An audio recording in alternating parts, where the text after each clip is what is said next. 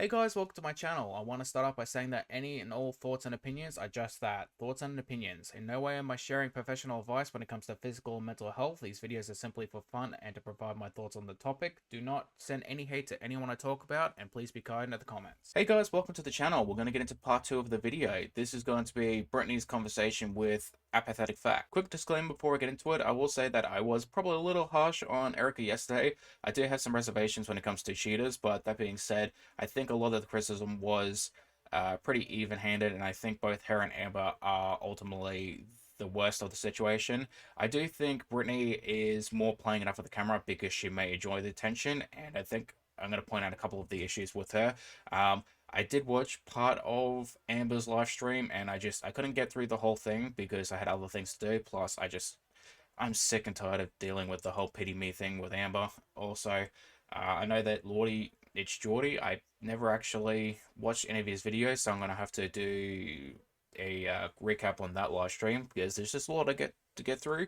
Also, I think there's a bit of a contradiction because Erica has said that Amber didn't know in the beginning and that it was Brittany's idea to actually troll and lie to Amber and say that she was single. But then at the same time, Brittany also says that Amber knew the whole time. So I'm kind of confused about which point is which. And like I said, I haven't watched all of the stuff, but I'm going to get into it the best I can. And I do apologize if I get something wrong. So I will definitely try to amend it later on. But we'll get into the video now. And this is me, Brittany, aka the crazy ex-wife. So, I had noticed that Erica basically had her phone glued to her forehead for months. And, she does a lot of Olympic weightlifting. And I thought, okay, well, she's editing. She spends a lot of time in the gym.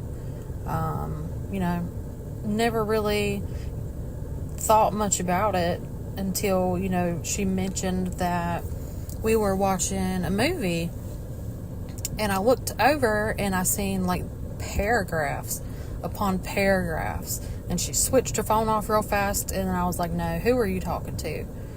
And then, it came out that she was still talking to Amber. I had thought that had ended months ago.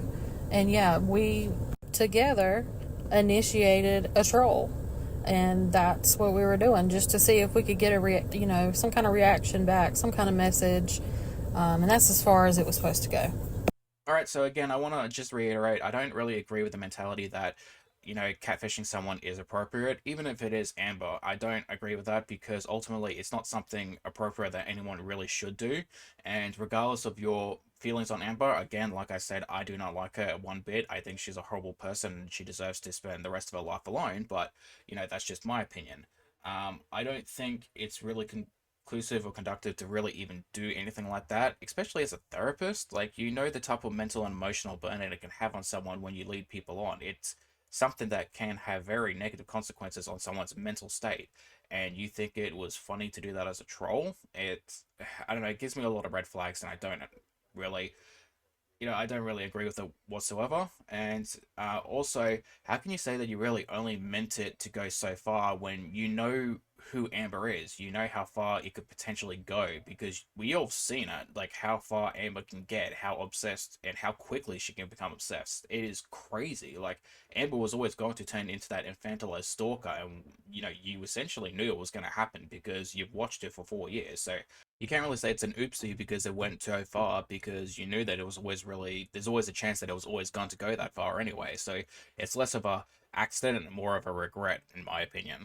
Of course, that doesn't negate Amber's role in the situation. She definitely has her issues, and she definitely needs to be criticized for them too. Like, there's definitely a lot of things that she could have done way better, and she shouldn't just have done at all, especially when it comes to, like, asking certain questions or, wanting to know where your partner is 24/7. That's it goes way past a relationship, and almost like she perceived Erica was almost not even a person but an object to own, and that's not a healthy mentality. And I don't really think Amber will ever truly have the type of mentality where she will truly love someone. I think it's always going to be an item to possess. You'll be an item of pleasure, and that will never ever be something that will equal that of an actual relationship. I have since read through everything that was on Erica's phone, and I am, I'm a therapist. That's what I do. And when I tell you that this is one of the most dangerously manipulative people that I have ever met, this is Amberlynn is one of the most dangerously manipulative people I have ever met. It's true. What everybody says is true. And, I fell victim to this. It was not supposed to go as far as it did. So, Although I do personally agree with it, I think Amber is very dangerous. It is somewhat hypocritical to see a therapist do the exact same things that Amber has essentially done, because Amber does put a very fake persona online, and you yourself essentially, and for lack of a better term, I want to say prostituted your partner out, but you certainly, create a situation where your partner was put in a very dangerous situation purely for your own entertainment. And I don't really take your opinion as creditable because you're not a good person yourself. It is a true opinion, and she is definitely right, but it's not something that you really have any stance to speak on, because as a therapist, you should know better. And just even as an average adult with empathy, you should know better. But, to say that she's a manipulative person is kind of hypocritical, in my opinion. the day I found out, I had called Amber, and I'm like, so how long has this been going on? I didn't tell her who I was. Obviously, I was calling from Erica's phone. She just spilled it. She was crying. I'm like, that with all of this stuff that I have, all these texts, all these pictures, this would be a circus for you. Like, I could, really make things really difficult for you if I wanted to. Yeah, that's insanely, blackmailish. Like, why would you want to put yourself in a situation where you're essentially creating an online circus? And I understand, like, she's feeling type of way because has been cheating on, but at the same time, you put yourself in that position, so you can't really say, I'm going to create a circus for you because you're making yourself look bad. Like, originally, this was your and your partner's idea. You lied and created this situation, so you're essentially upset because you put yourself in a situation. You feel like, well, my partner cheated on me because you were so secure in your relationship. And it almost comes off as, I'm not going to call her a narcissist, but I'm going to say she is very egotistical, where she believes that, she's in the right, where no, you're not. You're really not in the right, because if Erica is telling the truth and the two of you lied in the first place, you're not in the right because you did lie to begin with. That doesn't negate what Amber has done, but at the same time, you can't say that you're a victim because you gambled and you lost. Everyone knows that when you take that type of gamble, there's always, some sort of negative consequences to come from it, and you got those negative consequences. Do I agree that Amber is a manipulative person and she deserves criticism? Definitely, of course. Erica, terrible person for cheating, absolutely. But you can't go, well, I'm a victim, because you're not really a victim. You gambled, you lost, and now you deserve your reward. Sorry. But I didn't. I didn't try to get any kind of retribution. I was not vengeful.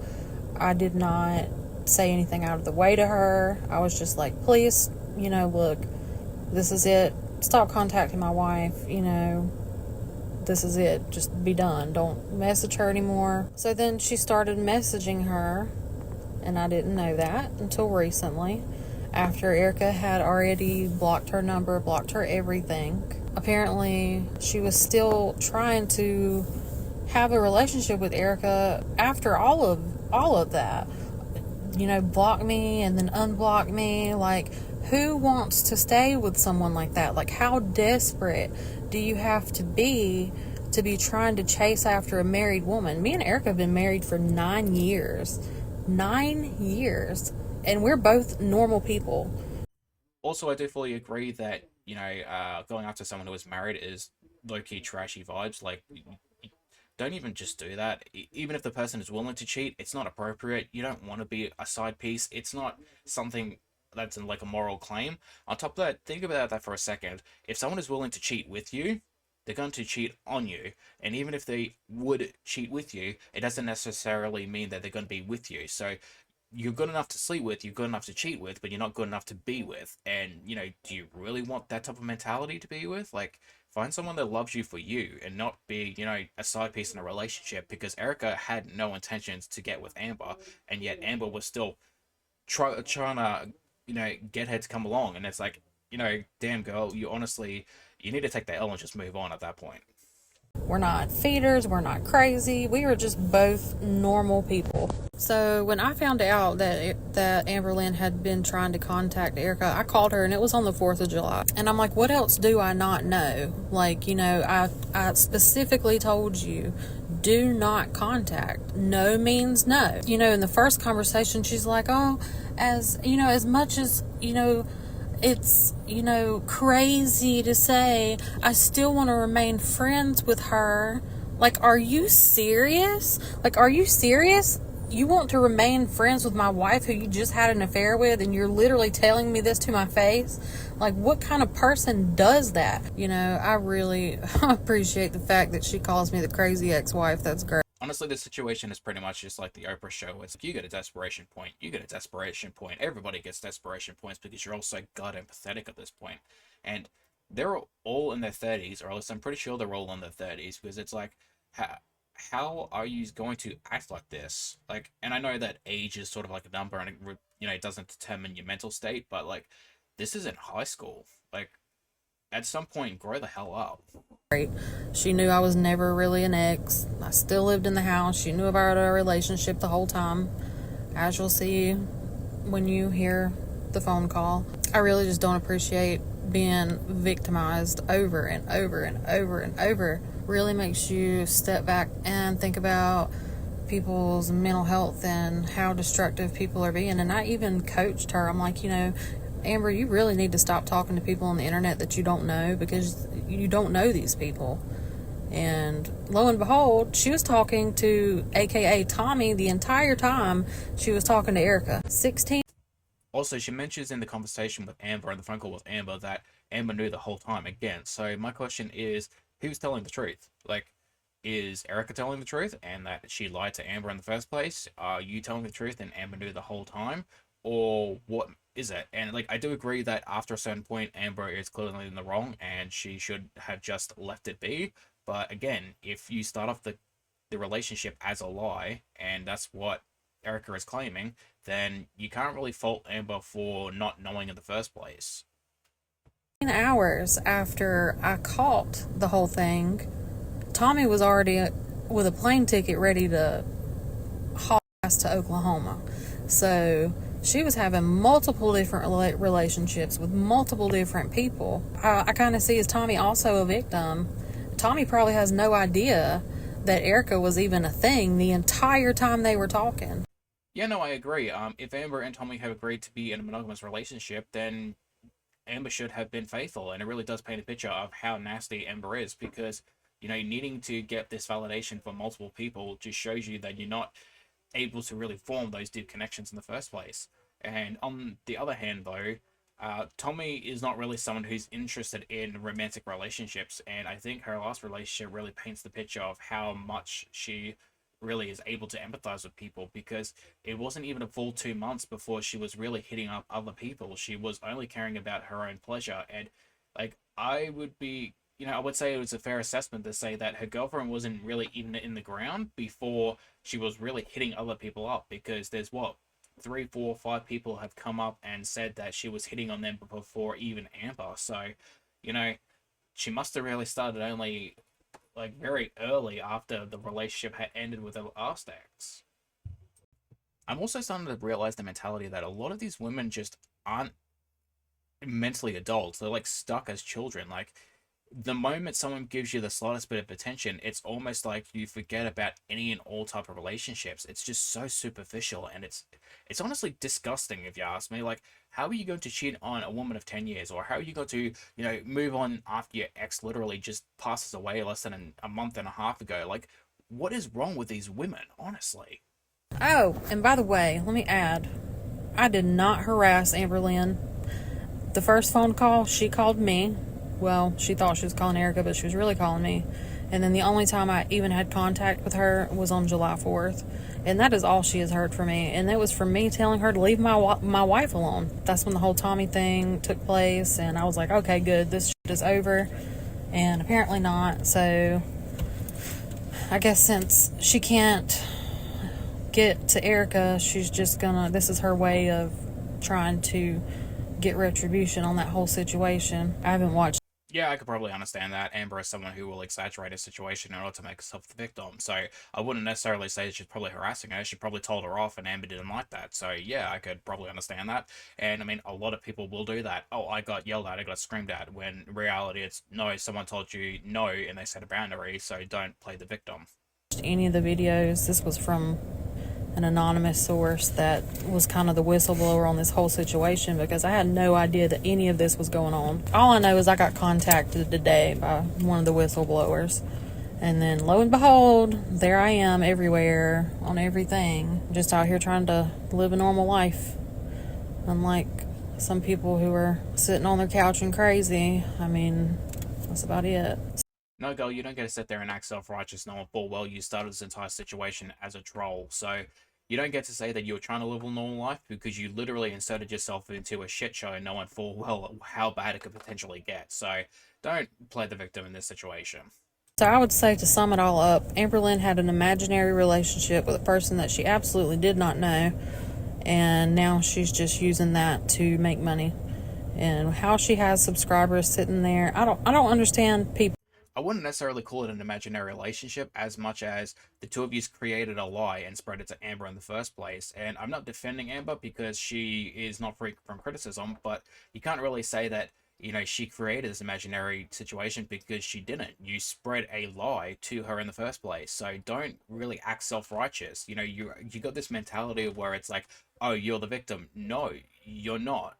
You got cheated on, yeah, and that sucks. And I completely agree that your partner shouldn't have done that in the first place. But at the same time, you thought it was a joke, and you thought you were going to be so secure in your relationship and she's going to choose you over Amber. But then you got to slapped with reality. Like, that's your own fault for that gamble. And I know that I said it multiple times, but that's what it was, a gamble. Like, you know, Amber was manipulative, and your wife of 10 years didn't value you enough to respect you and stay faithful to you. She jumped board as fast as she can, really. And I mean, ultimately, I don't think your girlfriend is, or your wife is, the type of person who's going to really have your best interest in heart, because this just shows you that as soon as a better offer comes along or someone gives her enough attention, she's just going to jump ship and you're going to be a second thought. Alright guys, there's going to be end of part 2. I'm going to come back probably with a part 3 and finish it off. It is getting a little bit long. That being said, I do appreciate anyone who stuck around, and I am sorry I acted a little bit zesty. I don't try to, or at least hope to, do this in the future. I just get really annoyed with cheaters and people who act self-righteous knowing that they are also part of the criticism and deserve the criticism.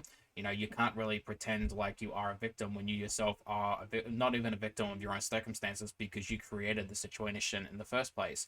That being said, I have got a lot more to criticize Amber on, especially when I know for a fact I'm going to be watching that live stream and it's going to be a whole ass pity party. So please stay tuned for that, and hopefully I can see you guys in the next one. Bye bye.